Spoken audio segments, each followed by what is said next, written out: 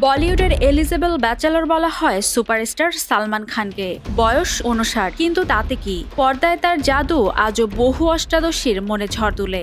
অনেকেই আশা ছেড়ে দিয়েছেন, তা সত্ত্বেও কেউ কেউ এখনো জানতে চান কবে বিয়ে করবেন সালমান। এর মাঝেই হঠাৎ সোশ্যাল মিডিয়ায় বোমা ফাটালেন এই অভিনেতা। বুধবার এক পোস্টে বিয়ের ইচ্ছা প্রকাশ করলেন তিনি।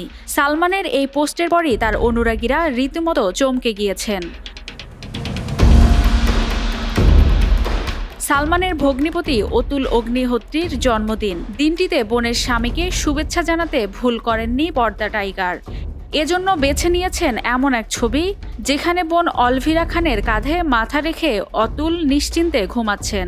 বোন ও ভগ্নিপতির আদুরে ছবি পোস্ট করে সালমান লিখেছেন, শুভ জন্মদিন অতুল, তুমি আমার বোনকে খুব যত্নে রেখেছ।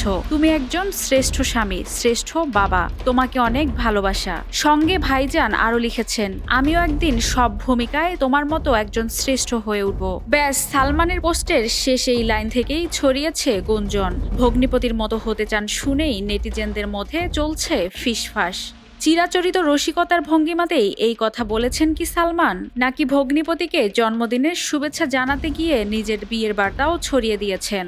এমন প্রশ্ন মাথায় উকি দিয়েছে অনেকেরই। যদিও সম্প্রতি কপিল শর্মার শোয়ে গিয়ে সালমান বলেছিলেন এখন সামান্য কারণে বিয়ে ভেঙে যাচ্ছে, ধুমধাম করে বিয়ে করে কিছুদিনের মাথাতেই বিয়ে ভেঙে যাচ্ছে, তারপর তাকে মোটা টাকা ক্ষতিপূরণ দিতে হচ্ছে এবং সঙ্গে সম্পত্তির অর্ধেকও।